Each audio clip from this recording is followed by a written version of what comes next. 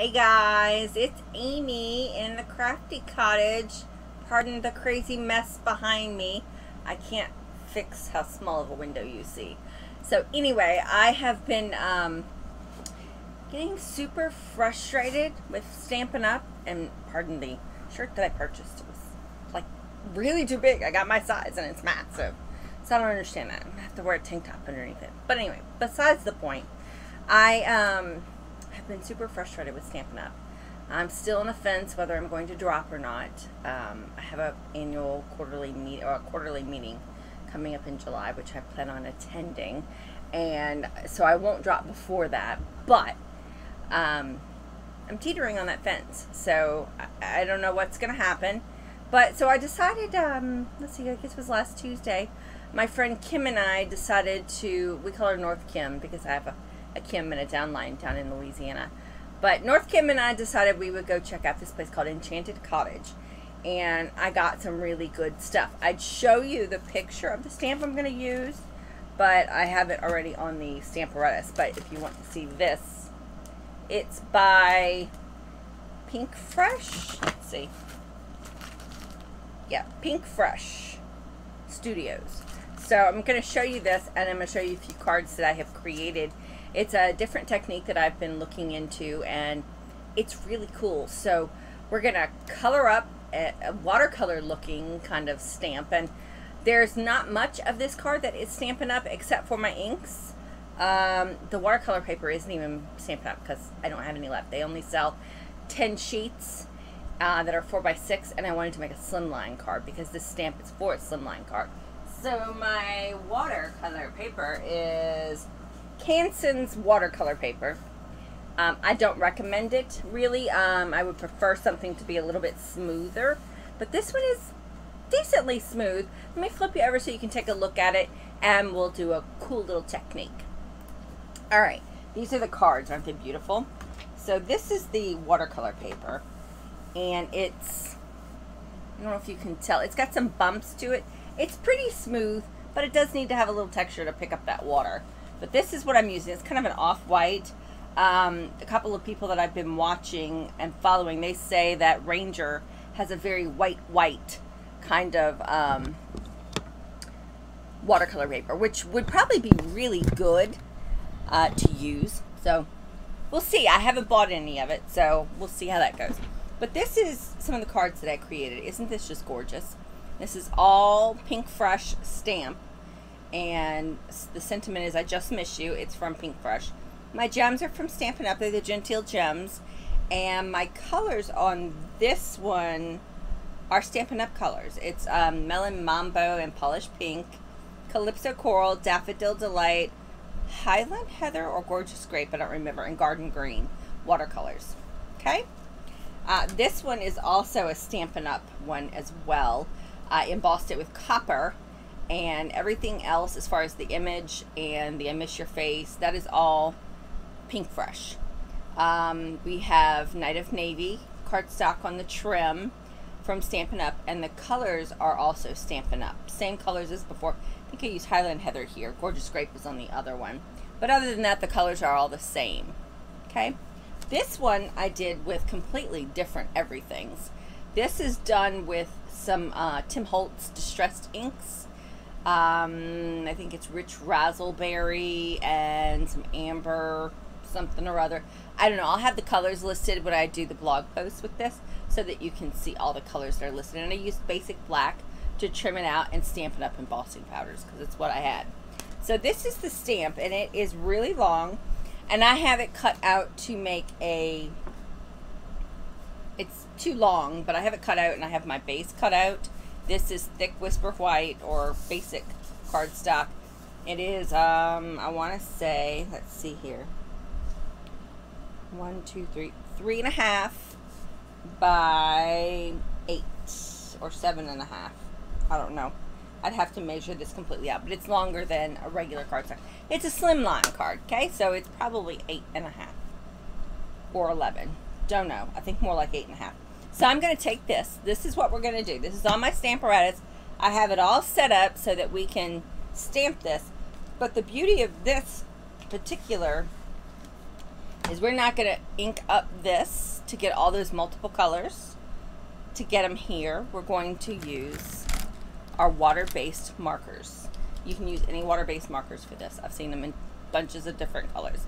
You can use a stamp pad if you would like, and then try to make sure you get each spot the color that you want. And it kind of gives it that off-the-wall look. So we're just going to color these with our ink colors. I'm going to start with some Melon Mambo, and I'm going to actually try to change it up a little bit. I think I'm going to do this big huge flower in the purple, and we're going to do this still in yellow. I think this looks best in yellow. Maybe we'll do the pinks in this little flower right here. It's the one I have been doing in corals, but we're just going to color our images with our our watercolor markers. And it's okay if you get over it. It's not really a huffing technique. It's kind of cool. Everything is a little unique and different. I'm going to use Garden Green watercolor, or the Stampin' Blends, and I'm just going to color in my leaves that I can see. I know we have a few different leaves in here, and I can't always see them all. So, like, I know there's one right here. Sometimes I have to look at a colored image and go, okay, that's supposed to be a leaf, and it turned out not to be a leaf the last time I did this. So that's pretty much what I need to do right now, is I need to put this here where I can see it. So I know I've got this as my leaf. There's a leaf back here somewhere. I think I've got it. There's that leaf. And let's see, we've got that one out here. And we've got one up here. It's right here. And I think that's all my green leaves. Okay, so we got the green. Now I'm going to do this yellow. This is Daffodil Delight, and I'm going to do that with these little flowers up here. And we're going to get all the way up here. Hopefully since my Stamparatus isn't quite big enough for this stamp, hoping it's going to work, because, you know, this is bigger than any one that I have. And then we're going to do Calypso Coral down here on this big, beautiful flower. And you just make sure you get everything colored. Something. It doesn't have to really be right, because it's going to look like a watercolored painting when you're done. It's so cool. I was just like so in love. I was like, yes, I love the image of the watercolors, and they're kind of artsy. They look great. I don't know that I can ever get anything like that. Then I'm going to take, I have Highland Heather. Yes. I have Highland Heather here. And I'm just going to color this all up. You get the kitty cat hair out, or the puppy hair. Who knows at my house. Whether it's kitty cat, puppy dog, you know. Even though the animals don't really come out here, we always end up with a stray few little critter hairs. And because I want this bold, I may even bring in another color to bring in some of that purple. I want it really rich. So we're just coloring this in. You make sure you get everything so that you can see your image. And like I said, I think I'm going to go grab my grape, because, oop, that's blue. No. And I want the blue with the grape. Okay, so I've got gorgeous grape as well. And I'm going to go in the center with this one, because, you know, some flowers are just really dark in the middle, and just kind of streaking out some of that grape. Doesn't have to be everywhere, but I just kind of want it to show up in places that, you know, you go, wow, that is really deep and rich. So we don't have the whole thing covered with grape. Now here's the fun part. I'm going to take just water. I have it in one of my little spritzers, and I'm going to kind of block off. I've got my little thing here, and I'm going to block off this section of what I'm doing. I don't know if you can see it all that well. This section, this is my watercolor paper cut down, and I'm going to spritz it.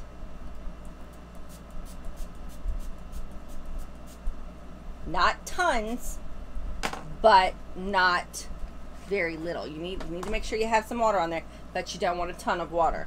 And then we're just literally going to take this and set it down. And you see all those pretty colors. You leave it sit for a few minutes, have a sip of your beverage, whatever you have, and you just leave it sit. And it's okay if you don't have enough water, we will fix that. So now we're gonna pull it up and see, it doesn't have a whole lot of ink right here. It's all right. Sit it back down. There we go. Now we have all those pretty little colors. Now if we wanted more, where'd my spritzer go? Back here. Okay, so we want some more over here. And I try to spritz from far away so it kind of blends well.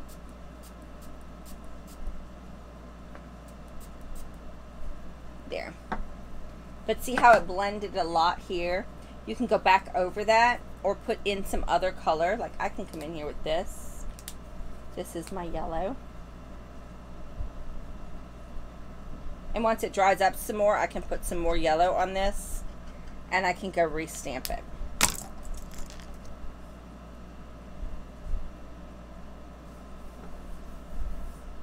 And the beauty is it's in the Stamparatus. You'll never lose where it belongs.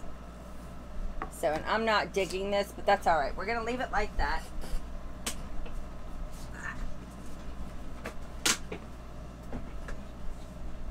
Being in a tiny house and not having enough room for everything.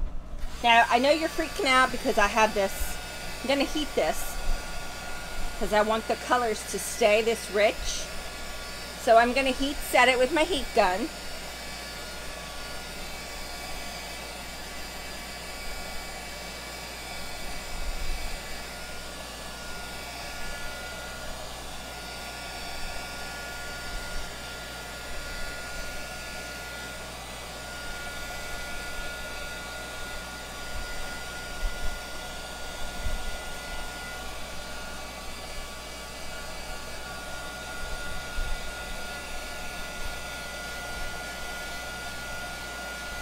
And if I wanted this spot here that's not quite dry to come up because it was too much, I just blot it off.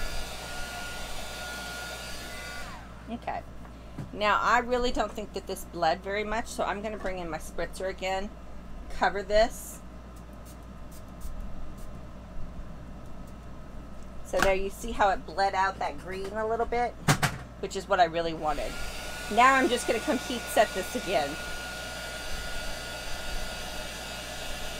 But I could pull the ink out if it was too much ink for me.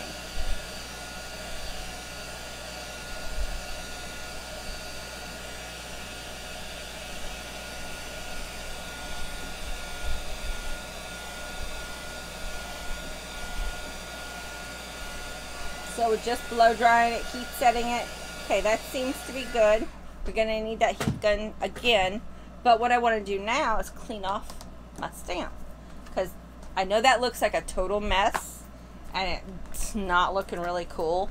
I promise you it's normal and it looks great. And we're gonna clean this off. Make sure we get all that color. Although even if we landed with a little extra color on the thing, it wouldn't matter at all. So I've got my chamois, I just cleaned it off. Put the chamois up. And now I'm gonna make sure that this is back in line. I remembered exactly where I had it. Okay, we're good. Now I'm going to take some Versamark. Got my trusty Versamark right here. Take my Versamark pad and I'm going to make sure it's all nice and Versamarked up. But before I put this down, I'm going to take my embossing buddy. This is a major important thing to do. I always forget to do this, but this is super important to do this with watercolor paper because with all of that water and it being curled up, it just really, really needs this to happen so that you don't get it all messed up. So now that we've got it all done with our Stampin' or Embossing Buddy, which is no longer sold by Stampin' Up, but there are plenty of other ones on the market. So now we're going to take this with the embossing fold or Versamark which I need to move this just a bit. There we go. We've got our Versamark down, and we're going to stamp this. Make sure you stamp this really well. I generally stamp this twice with the Versamark because I want to make sure I'm getting that whole image submerged so it will come out great with the stamped image with the lines. Now I'm going to go ahead and do this one more time because I want to make sure I cover all these delicate little lines in this stamped image from Pink Fresh, because it is a beautiful image and the cards are simply stunning. I have bought several different things when I went out with Kim that day. I bought something from, let me make sure this gets on there too, Honeybee, Fancy Fairies, and another one, oh, it's right here. Let's see. It was from Cover a Card, and the background of this is gorgeous. Here it is. Haven't figured out what to do with that yet, but isn't it just beautiful? Okay, so now I've got this on here again. Made sure my little tip is covered.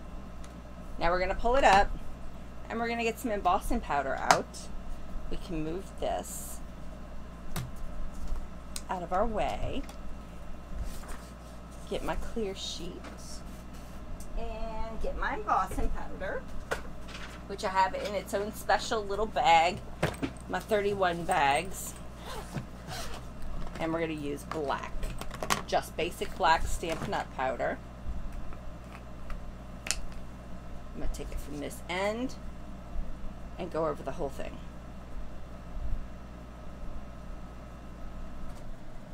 There we go.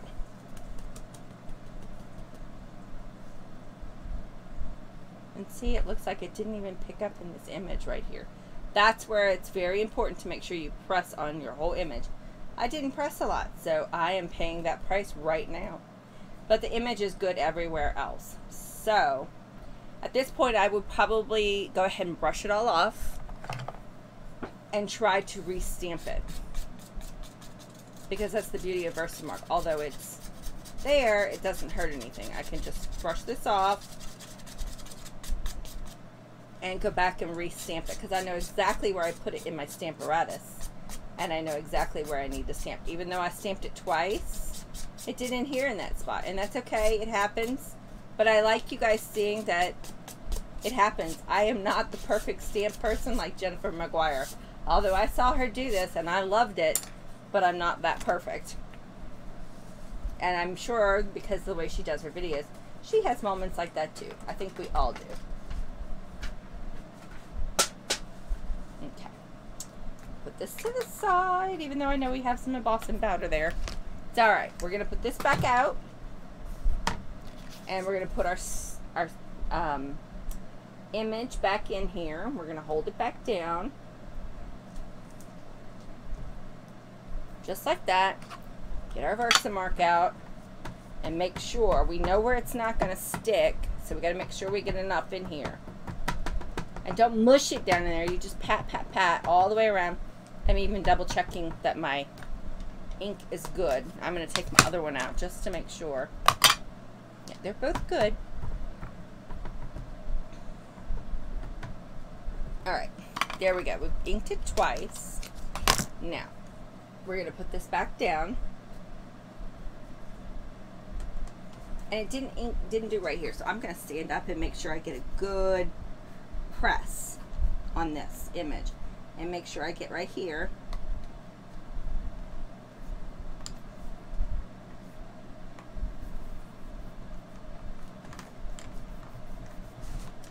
And I didn't go back over with my embossing buddy, and I may pay for that. But we're going to try it again. Hopefully my embossing buddy will work a second time. Alright, we're going to try this again, folks. Get our powder out. Start from the top, and so far, so good. Ha! Much better. And it looks like our embossing buddy worked. Good. Now we're all covered. I've got a little spot right here. I want to make sure we're all covered good. There we go. Now I'm going to put this to the side. while I clean up my ink or my powder here.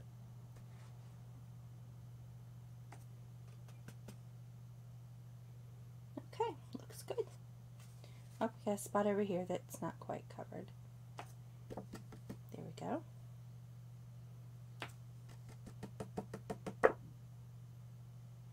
All right, I think I'm good with the covering of this. So I'm going to set it to the side so I don't get it all messed up while I pick up my black embossing powder mess. And note to self, if you take your embossing buddy, and I would to have gone over this, it would have been perfect. It would have made sure I wouldn't have had all this spillage everywhere, and it all would have went back into my pot. But it didn't. Let me move this out of our way, because we really don't need this anymore. Okay, now let's heat this up so you can see the magic. And here we go.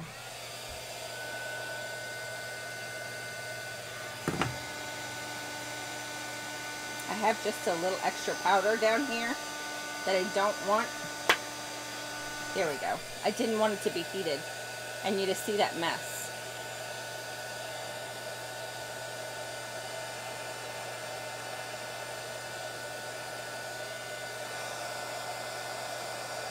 There it goes.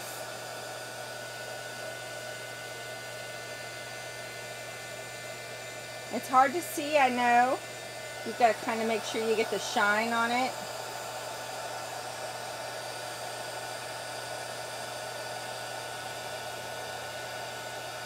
And just heating this up.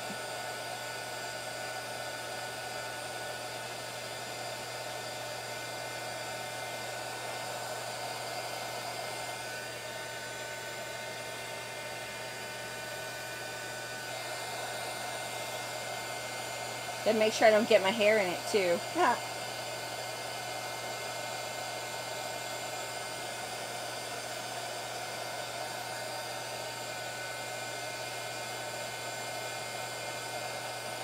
And look at those lines come out.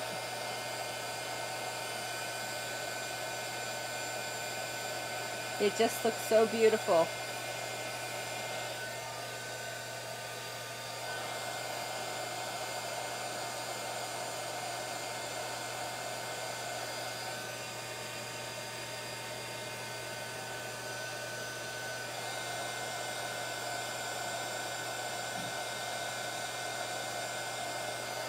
Now I'm just going back over it a little bit, make sure I got all of it.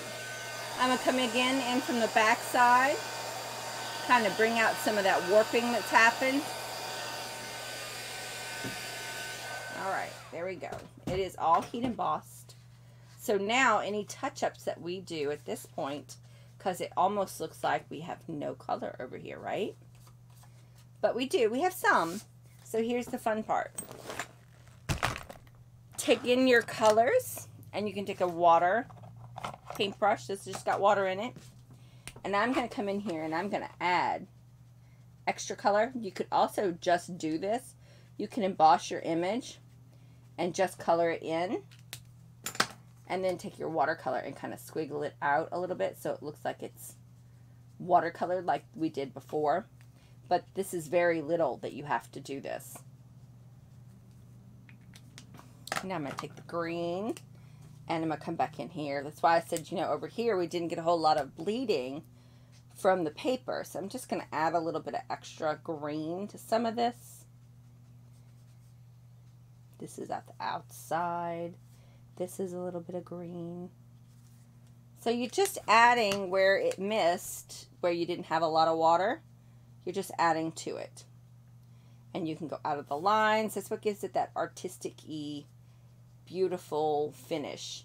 And even if you had a lot of ink and you want to lighten it up, this is the way you would lighten it up. You would just come in here, take it, and then clean off your brush. So, and I'm going to come back in with this coral as well, and I'm going to add some more coral highlights to this. I actually think this flower looks so much better in the yellow, but I was trying to, you know, shake it up a little bit, not be exactly the same at each time I did it last time. You know, I did it with like the same color pattern, And I wanted to change it up a little bit. I'm going to make sure my brush is clean.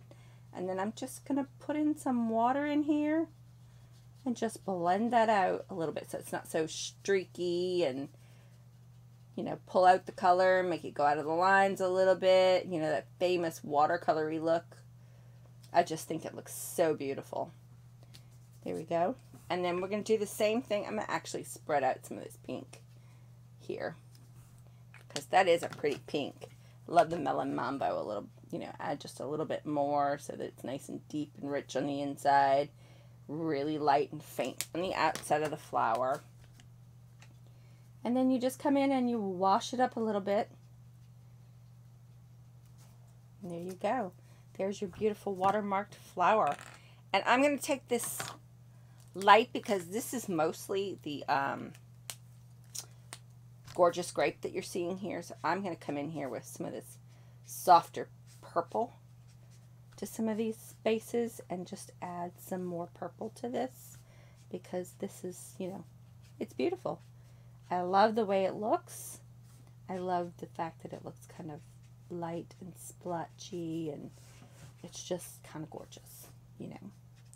So I'm just coming in here and I'm adding a few extra little lines where I think the color didn't quite get where I wanted it to be. And again, I'm coming back in here with my water brush and I'm blending it all out, making it extend my whole card. I don't have to pay attention to the rhyme or reason. If I really wanted to, I'm embossed so I can make sure I stay in the lines.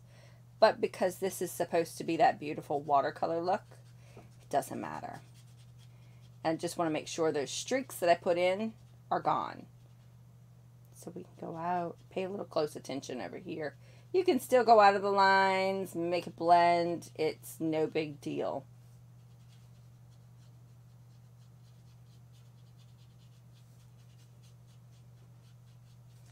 There we go. I think it looks fabulous. I'm going to lighten this up a little bit. There we go. There you go. And that is how you do the watercolor trick technique. Isn't that gorgeous? It's just so pretty. So what you would do is you just need to let this dry the rest of the way. You could heat set it again as well. I'm going to leave it dry. And one thing I did on all the others is I took my basic black Stampin' Blends. Now, you could use any color you would like. If you wanted it to be more of a color that you have in there, you could do that. But what I'm going to do is just basic black. Just being simple. I'm going to put this on a black trim piece. And I'm going to take my basic black blends. I'm taking the painting tip. And literally, I've seen a couple of demos do this. And you're literally just going to spritz all over your card.